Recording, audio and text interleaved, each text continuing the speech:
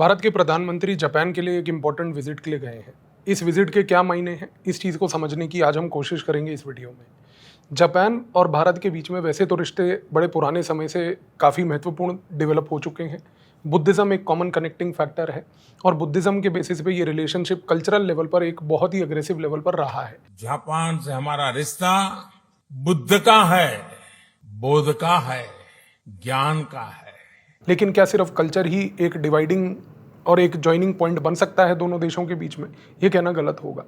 आज अगर हम जापान की बात करते हैं प्रेजेंट सिनेरियो में, ये विजिट इसलिए महत्वपूर्ण है क्योंकि विश्व में कुछ बहुत ज़्यादा ग्लोबल लेवल पर चेंजेस देखने को मिल रहे हैं। ग्लोबल लेवल के सबसे पहले चेंज की अगर हम बात करें तो डोनाल्ड ट्रंप की तरफ से लगाई गई टैरिफ्स, जिसकी वजह से आज जापान भी अफेक्टेड है, भारत भी अफेक्टेड है।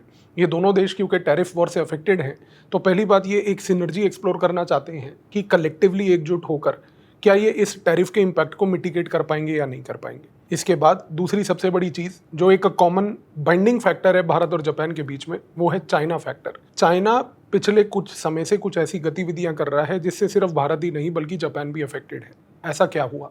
चाइना के कॉन्टेक्स्ट में एक चीज़ समझिए, चाइना बड़े लंबे समय से पूरे साउथ एशिया के अंदर इंफ्रास्ट्रक्चर के प्रोजेक्ट्स को मैनेज कर रहा है। वो यहाँ पर साउथ एशिया के अन्य देशों में, चाहे वो बांग्लादेश हो, चाहे वो म्यांमार हो, चाहे वो पाकिस्तान हो, अफगानिस्तान हो, नेपाल हो, मालदीव ही क्यों ना हो, श्रीलंका हो, हर जगह पर वो इंफ्रास्ट्रक्चर के प्रोजेक्ट्स को फंड कर रहा है। अब यहाँ पर जापान को प्रॉब्लम है क्योंकि जब हम कोल्ड वॉर यानी कि शीत युद्ध के पीरियड की बात करते हैं तो इस दौरान हम एक पेक्यूलियर चीज देखते हैं कि जो जापान था वो एक प्रिंसिपल एड गिवर था। इन सारे साउथ एशिया के देशों में अगर किसी देश ने पूरे कोल्ड वॉर के दौरान डेवलपमेंटल लेवल पर समर्थन किया है, सपोर्ट किया है, इकोनॉमिक एड दी है, तो वो केवल और केवल जापान थी। आज ये जापान की वो स्पेस पहली बात तो चाइना ने ऑक्यूपाई कर ली है। चाइना ने अपने फाइनेंशियल मसल का प्रयोग करके जब इन देशों में अपना दबदबा बनाया और वो इंफ्रास्ट्रक्चर की स्पेस को ऑक्यूपाई करा जो पहले जापान की थी, इस रीजन से जापान इरिटेटेड भी है और भारत के साथ एंगेज करके इस एरिया में वापस आना चाहता है। लेकिन तीसरा सबसे बड़ा ड्राइवर है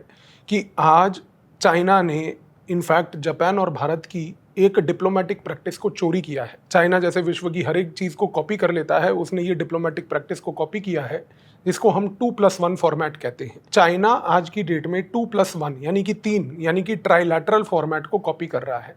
ये ट्राइलैटरल फॉर्मेट क्या है? चाइना ने, अगर आपने पिछले लगभग 2 से 3 महीने की गतिविधियों को ऑब्जर्व किया हो, आपने देखा होगा कि चाइना, पाकिस्तान, अफगानिस्तान का एक ट्राइलैटरल क्रिएट हुआ जहां पर चाइना, पाकिस्तान, अफगानिस्तान एकजुट होकर एक 2+1 फॉर्मेट के तहत डिस्कशन कर रहे हैं। तो यहां पर चाइना प्लस पाकिस्तान एक 2 हो गए और +1 में अफगानिस्तान आया। दूसरा, चाइना, पाकिस्तान और बांग्लादेश, ये जो चाइना, पाकिस्तान, बांग्लादेश का ट्राइलैटरल है, ये इस तरीके से मैनिफेस्ट कर रहा है कि यहाँ पर चाइना ने फिर से पाकिस्तान की मदद लेकर बांग्लादेश को एक थर्ड पार्टी को बनाकर उसके साथ डिप्लोमेटिक एंगेजमेंट करने की कोशिश करी।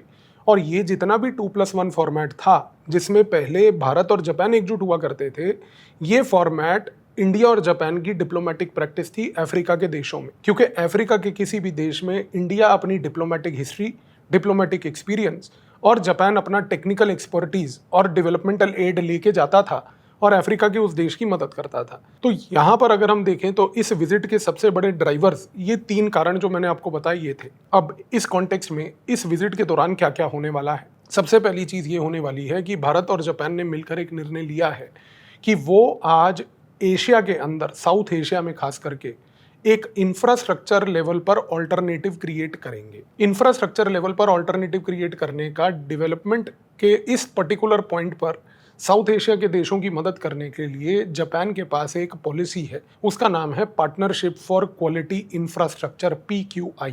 Japan partnership for quality infrastructure की मदद लेकर और भारत के डिप्लोमेटिक एक्सपर्टीज के साथ मिलकर, पहली बात तो साउथ एशिया के सारे देशों में ये लोग मिलकर एक डेमोक्रेटिक ऑल्टरनेटिव इंफ्रास्ट्रक्चर के लेवल पर इन देशों को प्रेजेंट करने जा रहे हैं। यहाँ पर उद्देश्य ये रहेगा कि जितने भी साउथ एशिया के देश हैं, अब उनके पास एक वैकल्पिक तौर पर एक जगह पर चाइना का अथॉरिटेरियन इंफ्रास्ट्रक्चर और एक जगह पर भारत का और जापान के एक्सपर्टीज के तहत एक डेमोक्रेटिक ओपन आर्किटेक्चर पहले तो इन सारे देशों को यहाँ पर मिलेगा। जापान का मानना ये है कि ये इसलिए महत्वपूर्ण है क्योंकि चाइना अपने इंफ्रास्ट्रक्चर प्रोजेक्ट्स की अकड़ में जब इन देशों के साथ एंगेज करता है तो वो इन देशों की स्ट्रेटेजिक थिंकिंग को भी ऑल्टर करता है। मान लीजिए चाइना अगर पाकिस्तान के साथ एंगेज कर रहा है इंफ्रास्ट्रक्चर लेवल पर, चाइना पाकिस्तान इकोनॉमिक कॉरिडोर के नाम पर, तो वो पाकिस्तान की स्ट्रेटेजिक थिंकिंग को ऑल्टर कर रहा है ये कहकर कि कश्मीर का डिस्प्यूट अब सिर्फ आपका अपना भारत के साथ कोई डिस्प्यूट नहीं, बल्कि उसमें मैं एक थर्ड पार्टी भी इन्वॉल्व हूं। तो जापान को ये लगता है कि जिस प्रकार से ये स्ट्रेटेजिक थिंकिंग ऑल्टर की जा रही है, इस चीज को रोकने की आवश्यकता है। इसके बाद अगर हम बात करें तो जापान और भारत ने इस मीटिंग के दौरान एक निर्णय ये भी लिया है सबसे पहले कि वो मैरीटाइम लेवल पर, मरीन लेवल पर अपना कोलैबोरेशन और कोऑपरेशन बढ़ाने जा रहे हैं।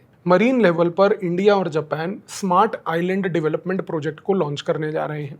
स्मार्ट आइलैंड डेवलपमेंट प्रोजेक्ट के तहत जापान जितने भी आइलैंड्स हैं इंडियन ओशन में, खास करके जो भारत के पास अपने खुद के आइलैंड्स हैं, वहां पर अग्रेसिव लेवल पर इंफ्रास्ट्रक्चर डेवलपमेंट, जिससे कि उस आइलैंड का डेवलपमेंट प्लस सिक्योरिटी दोनों इंश्योर हो, वो किया जाएगा। इसके साथ साथ जापान भारत को सबमरीन वॉरफेयर में और साथ में मैरीटाइम कॉरिडोर्स के तहत ये इंश्योर करने के लिए मदद करेगा कि जितने भी मैरीटाइम कॉरिडोर्स हैं जहां पर मैरीटाइम कॉमर्स हो रहा है इंडियन ओशन में, वहां पर किसी भी तरीके से चाइना जैसे प्लेयर की कोई दबदबे टाइप की एक्टिविटी ना हो, जिससे कि वो अपना डोमिनेंस असर्ट कर पाए। इसके बाद इस विजिट के दौरान जो सबसे महत्वपूर्ण चीज है वो ये हुई है कि भारत और जापान ने 2008 में joint declaration on security cooperation sign किया था। ये जो joint declaration on security cooperation है, इस जॉइंट डिक्लेरेशन को अब 2025 में रिप्लेस किया जा रहा है इकोनॉमिक सिक्योरिटी इनिशिएटिव के साथ। ये जो इकोनॉमिक सिक्योरिटी इनिशिएटिव 2025 का है, यहाँ पर सबसे महत्वपूर्ण चीज ये है कि इस पर्टिकुलर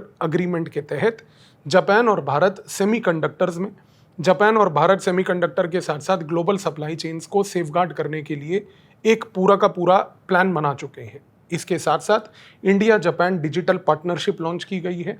इस डिजिटल पार्टनरशिप के तहत जापान ने भारत को ये बात बोली है कि वो आर्टिफिशियल इंटेलिजेंस में भारत की मदद करेगी, और जापान ने $68 बिलियन का खर्चा भारत के साथ एंगेज कर अब ये रख दिया है कि ऑल्टरनेटिव इंफ्रास्ट्रक्चर प्रोजेक्ट्स के तहत एक डेमोक्रेटिक ऑल्टरनेटिव यहाँ पर पेश किया जाए।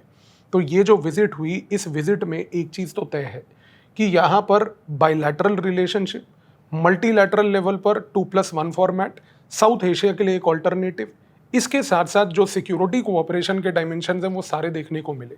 इस पर्टिकुलर विजिट से हमें ये भी याद रखना है कि मैसेजिंग बहुत क्रूशल थी। मैसेजिंग ये क्रूशल थी कि जापान और भारत ने एंगेज करके अमेरिका को एक सिग्नलिंग की है कि हम अपनी स्ट्रैटेजिक ऑटोनॉमी को बरकरार रखते हैं। ये स्ट्रैटेजिक ऑटोनॉमी इसलिए बरकरार है क्योंकि इस जापान की विजिट के बाद प्रधानमंत्री हमारे चाइना जाएंगे, और जब वो चाइना जाएंगे तो इससे यूएस को एक मैसेज मिलेगा कि चाइना वही कंट्री है जिसके साथ हमें रिलेशंस को इस मोमेंट पे मैनेज करना है। हम उसके साथ भी एंगेज कर सकते हैं, हम जापान के साथ भी एंगेज कर रहे हैं जिसके साथ हमारे को रिलेशनशिप में मल्टीपल लेयर्स के साथ एक्सप्लोरेशन करनी है।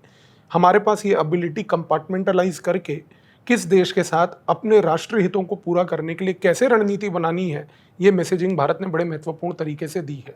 And last but not the least, हमें ये भूलना नहीं चाहिए कि इस मैसेज से एक सटल लेवल पर भारत ने अमेरिका को ये भी चीज़ समझाई है कि हमारे लिए इस मोमेंट पर जापान एक परमानेंटली रिलायबल प्लेयर है और हम फॉरेन पॉलिसी में रिलायबिलिटी को प्रेफर करते हैं।